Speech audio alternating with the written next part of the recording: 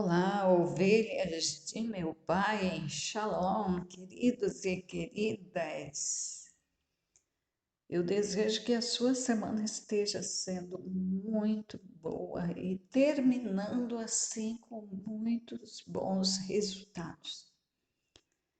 Eu desejo que o seu coração esteja cheio de gratidão por tudo que o Senhor lhe fez nesta semana.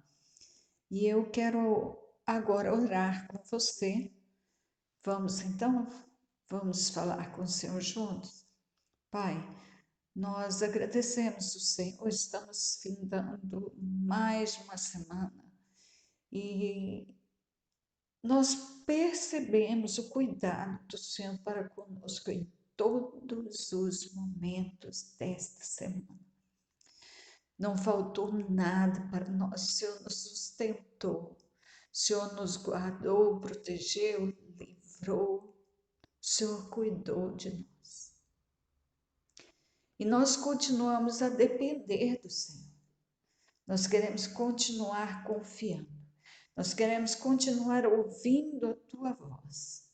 Nós queremos a palavra do Senhor dentro de nós. Nós queremos viver por ela. Continue a nos falar, nos ensinar. Que a Tua luz brilhe sobre o nosso rosto, brilhe sobre o nosso cérebro, para que ele entenda as palavras do Senhor, os propósitos do Senhor. E que agora, ó Pai, na leitura desta porção da Tua palavra, pessoas sejam edificadas, que pessoas sejam consoladas, confortadas, avivadas, renovadas na fé. Que o Teu nome seja glorificado assim, Pai. Nos orienta, Pai. Só nos interessa fazer a Tua vontade. Assim eu oro no nome de Yeshua. Amém. Eu estava ouvindo no dia de ontem um coral cantando o Salmo 142, que uma de minhas queridas amigas postou num grupo de WhatsApp, e então eu pude contemplar aquela perfeição de apresentação musical. Muita gente cantando perfeitamente, tocando, cantando, vários instrumentos. Tinha um piano que quando você via a pessoa tocando assim, dava vontade de tocar também daquele jeito.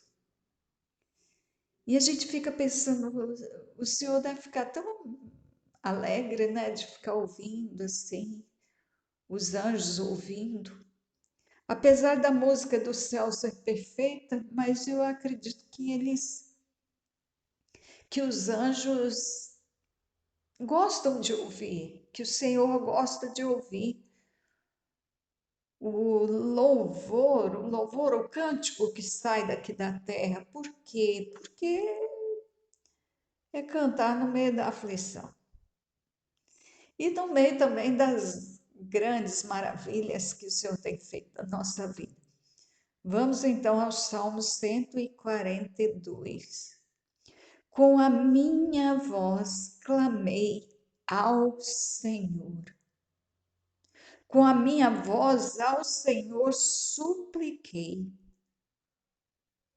Derramei a minha queixa perante a sua face. Expus-lhe a minha angústia. Quando o meu espírito estava angustiado em mim, então conheceste a minha vereda. No caminho em que eu andava, ocultaram um laço. Olhei para a minha direita e vi. Mas não havia quem me conhecesse. Refúgio me faltou. Ninguém cuidou da minha alma. A ti, ó Senhor, clamei. Eu disse, Tu és o meu refúgio e a minha porção na terra dos viventes. Atende ao meu clamor, porque estou muito abatido. Livra-me dos meus perseguidores, porque são mais fortes do que eu. Tira a minha alma da prisão, para que louve o teu nome. Os justos me rodearão, pois me fizeste bem. Olha que fala de intimidade. Quando a gente olha assim para esse salmo, parece assim que com todos os recursos que o Senhor nos dá, com tudo que o Senhor faz por nós, com toda a capacidade que Ele nos dá, parece um pouco frágil ficar falando desse jeito. Mas o Senhor, Ele gosta disso. Desta sinceridade, desta demonstração de dependência, desta demonstração de limitação, de fraqueza. Mas é uma apresentação diante daquele que tudo pode. Então, num momento assim, o salmista chega para o Senhor e ele conversa de uma forma tão íntima. Ele dialoga com o Senhor, porque o Senhor está ouvindo e está falando também. E ele então percebe que há abertura para ele se colocar assim. Como naquele dia em que ele não foi forte, não foi vitorioso, mas foi frágil, se abateu. Deu atenção às perseguições, aos laços.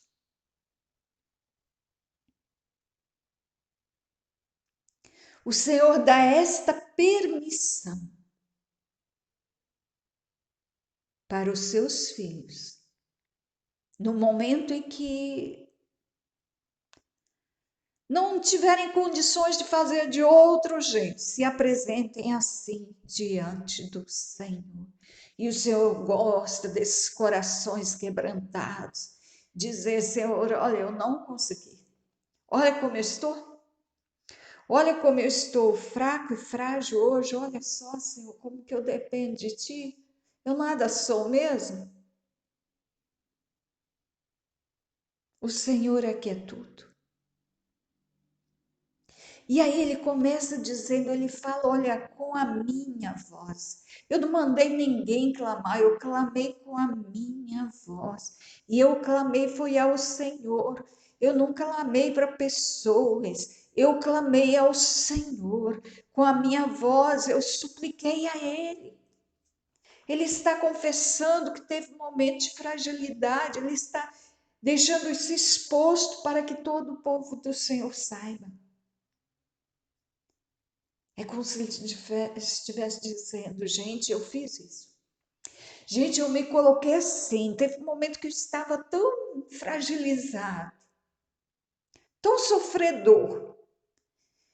E eu clamei o Senhor com a minha voz. Eu derramei. Derramar é uma coisa assim meio sem controle, sem limites. Então ele expôs, ele fez sair tudo diante dele. Ele não pensou em controlar, ou não vou falar isso. Não, ele foi, ele se derramou. E o que ele derramou? A queixa perante a face do Senhor. Ele expôs-lhe a angústia. Quem sabe, né? Você não passou por isso hoje, mas passou ontem, quem sabe? E o que você fez? Como você se comportou quando estava assim? Olha o que o salmista fez, qual foi o comportamento dele? Ele expôs a angústia.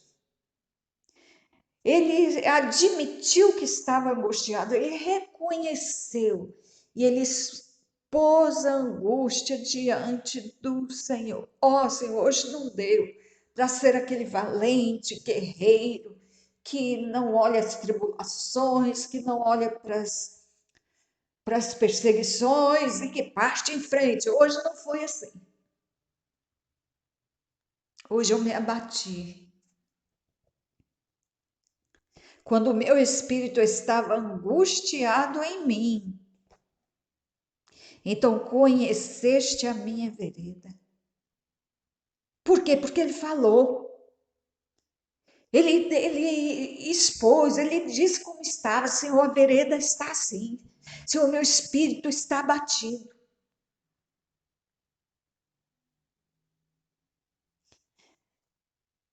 Mas o salmista quer dizer o seguinte: eu falei, ele não está dizendo que para o Senhor saber ele precisa falar. Não. Ele está dizendo que apesar do Senhor saber de tudo, ele expôs, ele falou, ele colocou tudo diante do Senhor. Ele confessou a sua angústia, ele expôs a sua angústia. Então, quando o espírito dele estava angustiado, o Senhor conheceu a vereda dele, o Senhor ficou sabendo o que estava acontecendo com ele. No caminho em que eu andava, ocultaram um laço, olha só. Ele estava indo confiante, pensando que estava tudo bem, de repente ele vê que tinha um laço armado para ele. Ele olhou para a direita e ele viu o laço. As coisas não estavam bem, não, tinha gente contra ele. E armou o laço, ou seja, laço é uma coisa colocada às ocultas. E alguém fica à espreita, esperando de forma escondida que o outro caia. Porque o propósito do laço foi esse. E ele disse: ocultaram-me um laço. Olhei para a minha direita e eu vi, ainda bem que viu, não caiu, viu. Mas aí ele disse que ele viu o laço, mas não havia quem o conhecesse, quem sabia da situação dele ali, algum ser humano, para socorrer, para ajudar, não havia. Ele estava só. E ele disse aqui: ninguém cuidou da minha alma.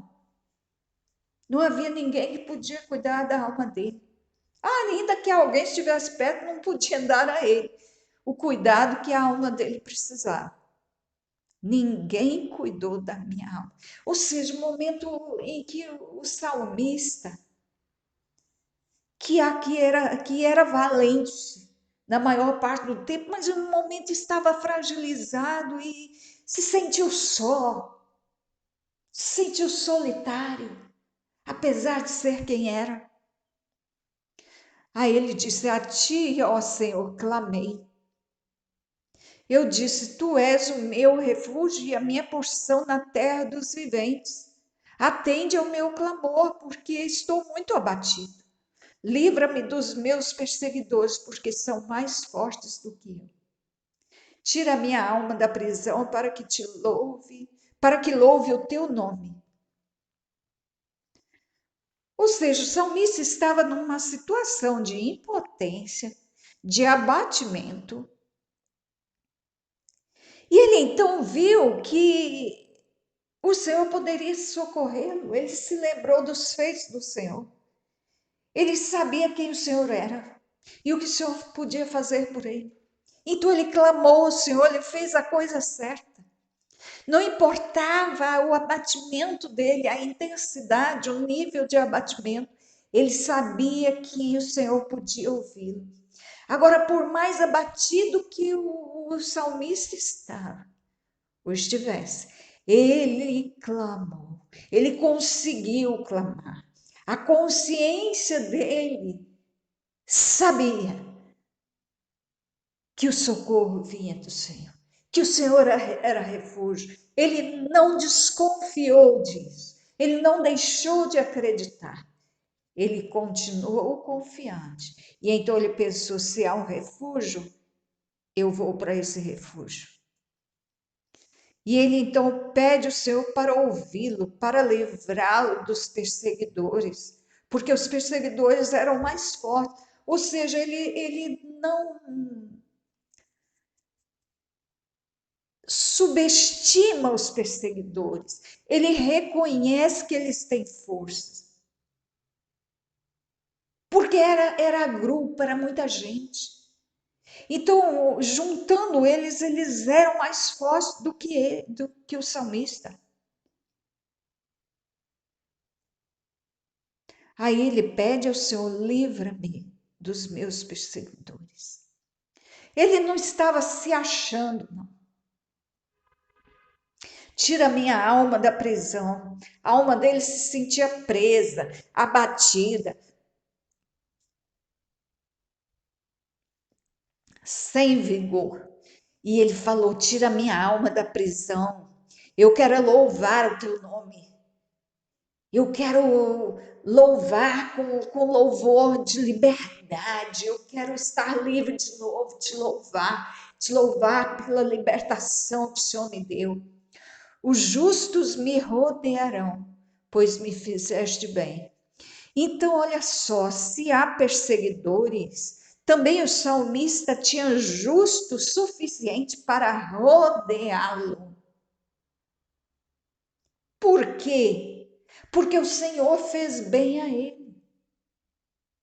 Então, os justos iam querer ver isso, compartilhar desse momento.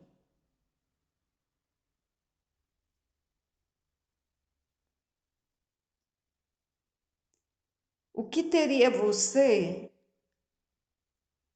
a escrever no dia da sua angústia? Qual seria a sua oração, a sua fala, o seu comportamento e o meu também no dia de um abatimento? Qual seria? Que palavras sairiam da nossa boca? Como nos colocaríamos diante do Senhor? Que o Senhor nos ajude a ter palavras de confiança, de dependência plena dele, para que o momento de abatimento passe logo e o louvor venha na nossa boca de imediato.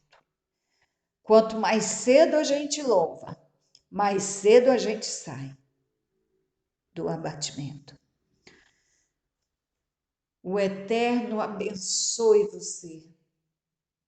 O Eterno faça resplandecer o seu rosto sobre ti, tenha misericórdia de ti. O Eterno sobre ti levante o seu rosto e te dê a paz. Leia novamente o Salmo 142 e vê aí, o título do Salmo é Oração no meio de grande perigo. Então, o que se faz quando há perigo, quando há preocupação, quando há tribulações? Se faz oração, e se faz oração desse jeito aí. Se expõe diante do Senhor, confia nele e se refugia nele e louva ele no nome de Yeshua. Fique então nessa paz do Senhor, nessa graça do Senhor e até o próximo áudio.